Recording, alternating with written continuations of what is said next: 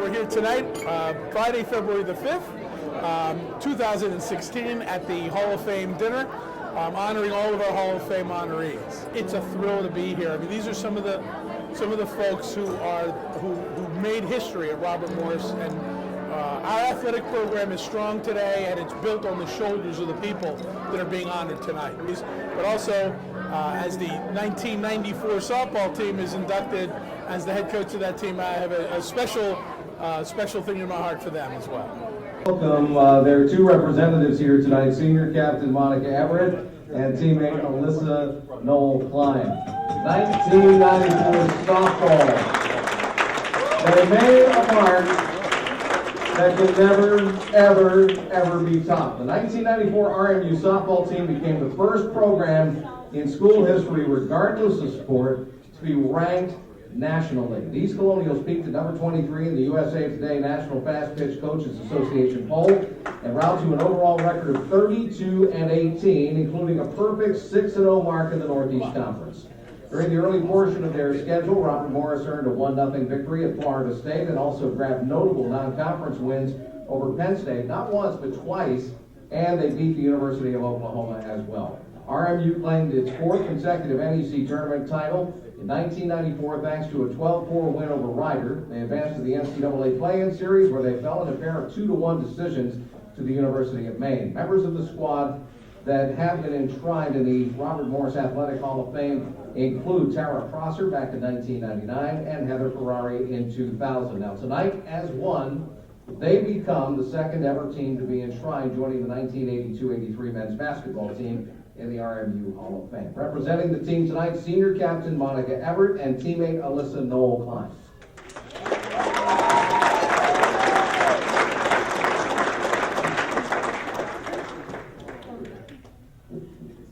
As the co-captain of the 1994 team, I'm going to serve as the gong, and Alyssa's got 2.5 minutes to speak, and Monica's got 2.5 minutes. Congratulations, 1994 softball team. Winning the conference 4 years in a row, it was quite an accomplishment. So I was very excited to hear that we were being inducted into the Hall of Fame. This team is a unique mix of individuals. I guess that's a good way to say it. It's an eclectic group. I think we're all a little bit crazy. And it was a great excuse to have a reunion and see everybody again. And I remember our first year of flying, Heather Ferrari was scared to death to fly. And when we were down there, some of us, had some free time. We went to, I think it was a mall, and they had a photo booth, and we crammed ourselves into that tiny little photo booth just to try to get a team picture. So it was kind of cool. Von Luton, please step forward and welcome to the Hall of Fame tonight.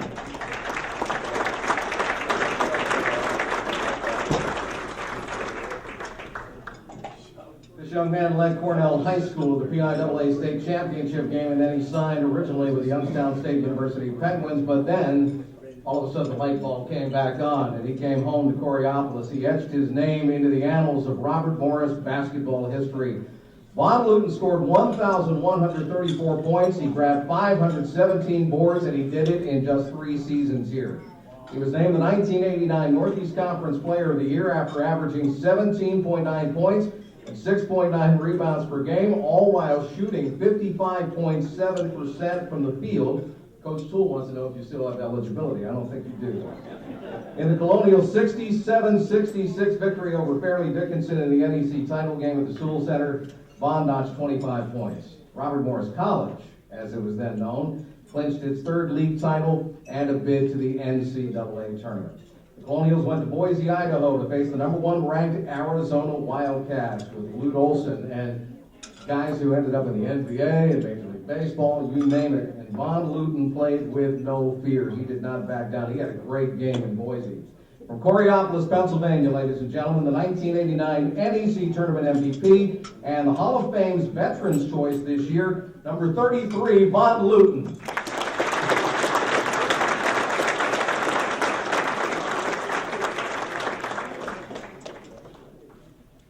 It's been about 20-something years. I've graduated in '89. I've got great memories. You know, there's several memories that I have from playing basketball. One of the most memorable ones I'd say would be making it to the tournament, going to the tournament.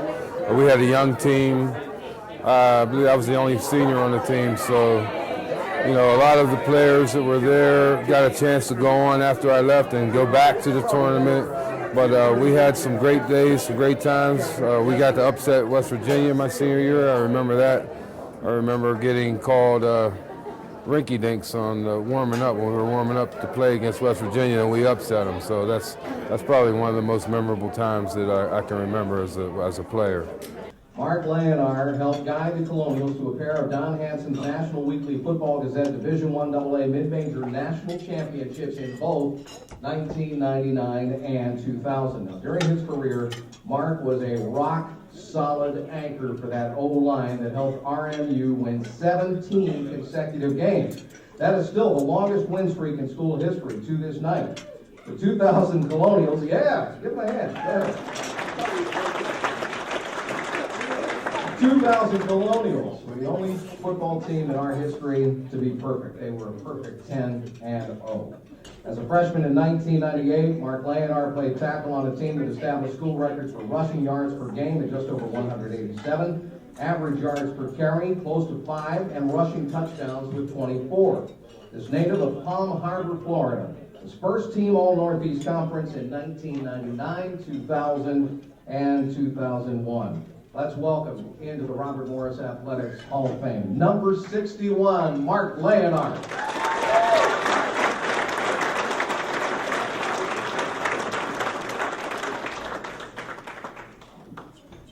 It was great. I mean, it's a great honor. I mean, there's a lot of good football players and other Robert Morris athletes inducted, so it's great to be part of that elite group of people. We had a great 4 years while I was at Robert Morris, and during that time we were fortunate to have an undefeated season and a 17-game win streak. So, during that period, it was just amazing the confidence we had as a team and how we performed as a team, and we were a really close-knit group of people. So it was a great experience and a great accomplishment to have that. And I always look back on that as you don't get that in sports, or whether it's individual or team, to have that level of success. So it was really a special thing. A super individual. Mr. Priyanko, would you come up tonight?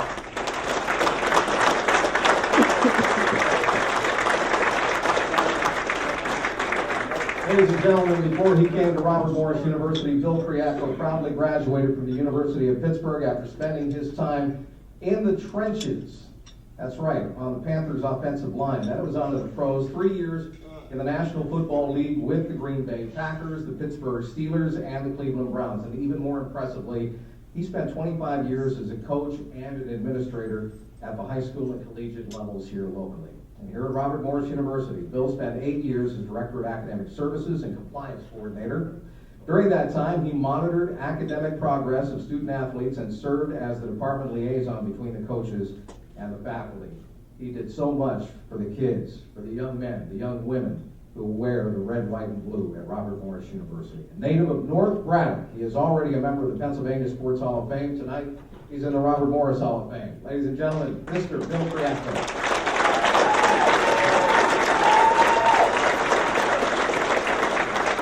This place, Robert Morris, I love Robert Morris University.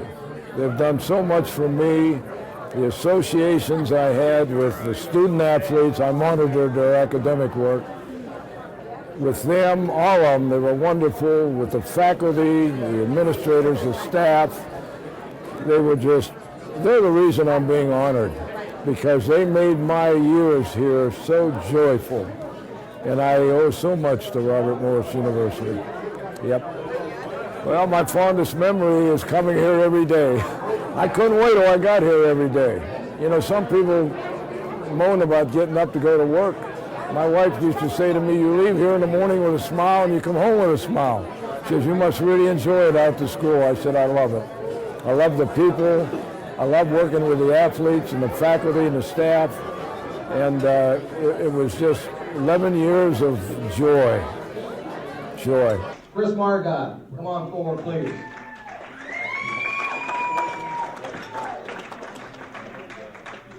Tonight, Chris is again making history. He becomes the first member of the relatively new Robert Morris University men's ice hockey team to be inducted into the RMU Athletics Hall of Fame. Isn't that something?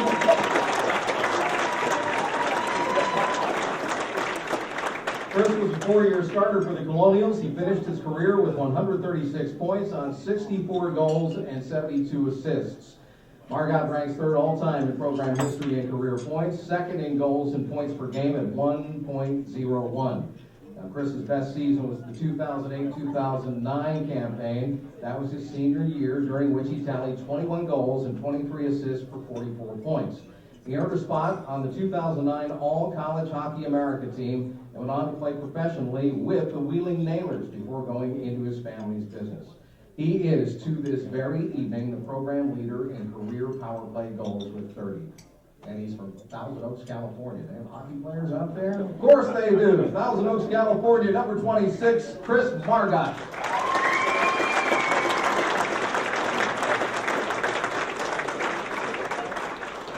When I got the phone call, I was pretty shocked and honored, and it's been a big, big surprise and wouldn't change it for the world. To build a program like this and see what they've done now, I believe this is the 12th year, and them getting into the NCAA tournaments now, becoming a known program in hockey is what my dream was when starting here, and beyond ecstatic, and just can't wait to see what the future holds for the hockey program.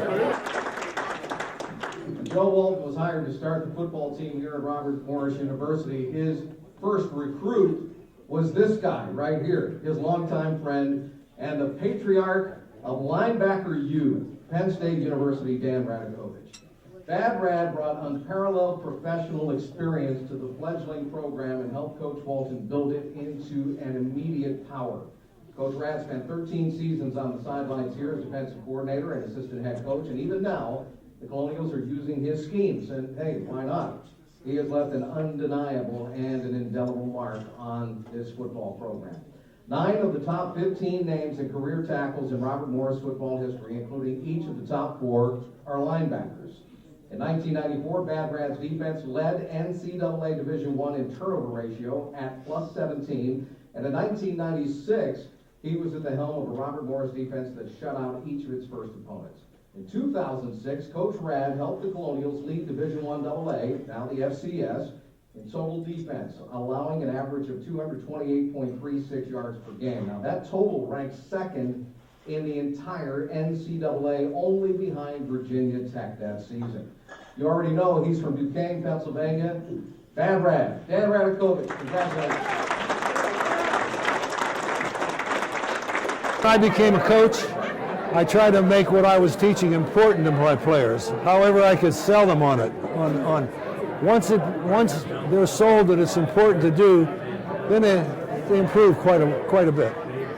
We had a 8-play goal line stand to win the game, and I remember that. And I remember another game where we held the other team to a minus 19 yards total, which is one of the greatest defensive games statistically in history. That was against Rowan. And then I remember 2 national championships, and we were undefeated in the second one and had the longest winning streak in the country at that time, 17 in a row. So I got a lot of good memories. He averaged 16.7 points and 6.3 boards per game. He led the league in steals. For that, he was named the 2009 Northeast Conference Player of the Year. For the first time in 17 years, the Colonials, led by Jeremy Chappelle, won the NEC Tournament Championship and its coveted bid to the NCAA Tournament. Big dance. During that 3-game stretch, Jeremy averaged 19.7 points, 6.3 rebounds, was named Northeast Conference Most Valuable Player, and to this very night, he is the program's all-time leader for 3-pointers, with 243 trays and double-figure scoring games with 100. Tonight, he is playing professional basketball. He's with his team in Russia, so his father, Darrell Jones, is here to accept his induction from Cincinnati, Ohio. Our first inductee tonight, number 21. Jeremy Chappelle for men's basketball.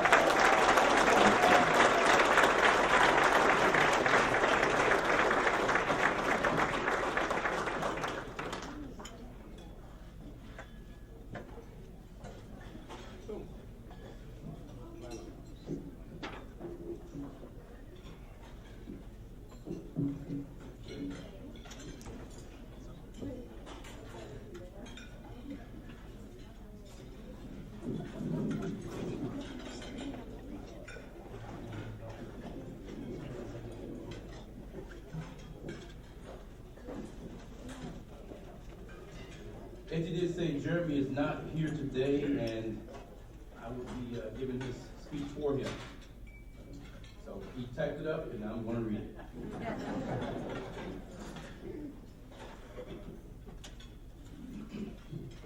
I can still remember the day my parents drove me to school. I had never really been away from home for more than a week. I was never on my own. I never had to grow up. But I knew that if my brother could do it, I could do it. I always admired my brother. I wanted to be just like him when I was younger. He played football, so I played football. He played basketball, so I wanted to play basketball. He was always the best, and that was my determination to be the best on the court. He left for California to go to college. And I knew if he could go across country, how hard could 5 hours away from home be? I thought being away from home would be hard until the first day. The first day of conditioning was the very first day of school. We had to do a 2-mile run, and the guards had to finish in 2 minutes and 15 seconds. If you didn't make it, you had to wake up every Friday morning at 5 a.m. and run, until you made it or until the first official practice began. I had ran a mile in 5 minutes and 20 seconds in high school gym class. So I was thinking, if I double the time, I'll finish in under 11 minutes. But apparently, your body and math don't work on the same page. By the time I got to the 6th lap, I was walking. Long story short, a fellow teammate, Tony Lee, and myself finished in last with 17 minutes and 51 seconds. I was up every Friday morning for the next 2 years until Coach Schmidt did me a favor and switched schools.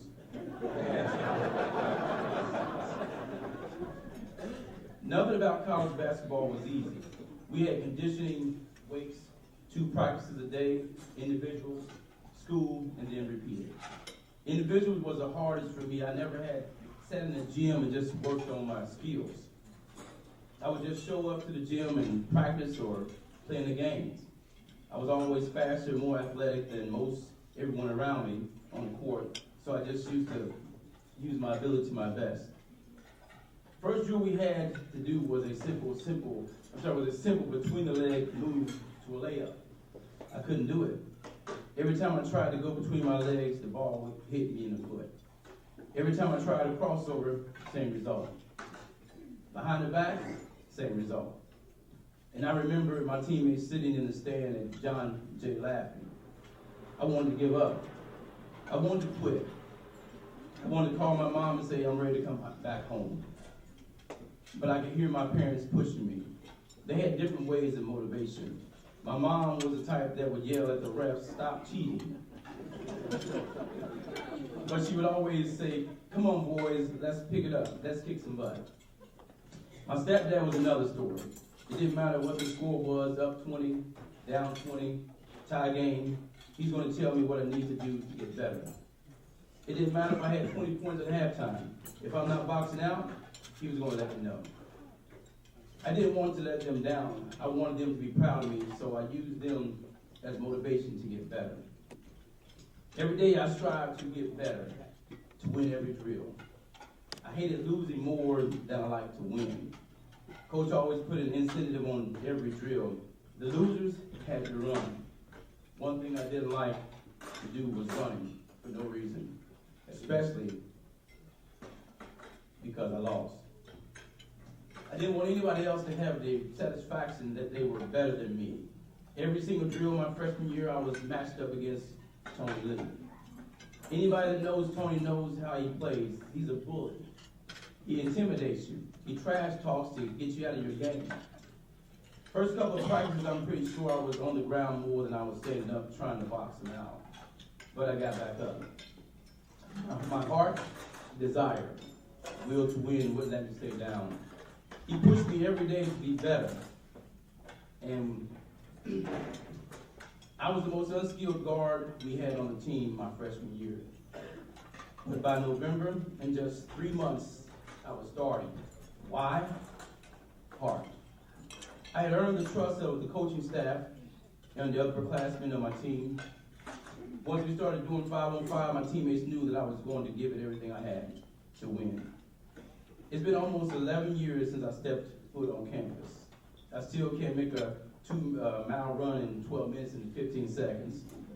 I've gotten better with my between the leg, but it's still not the best. I'm probably still the most unskilled guard on my team now.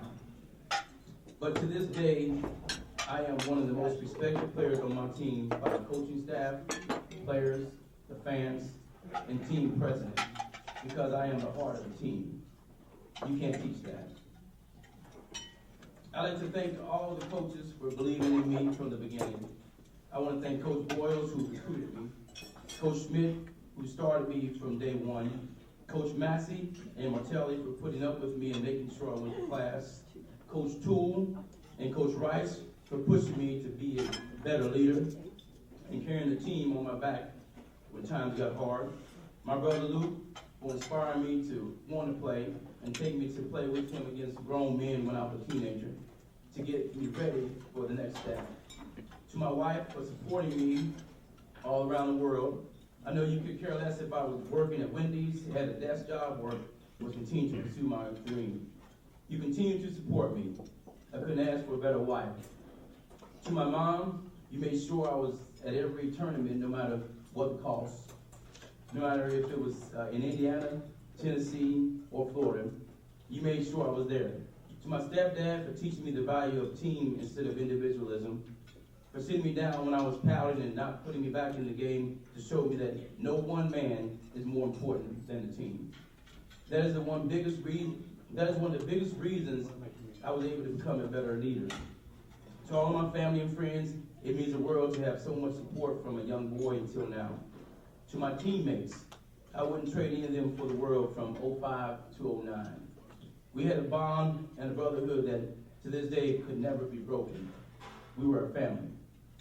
Last but not least, thank you to Robert Morris University and the Department of Athletics for inducting me into the Hall of Fame.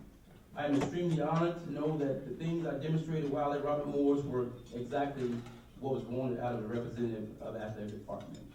And again, I thank you, Chairman Chappelle.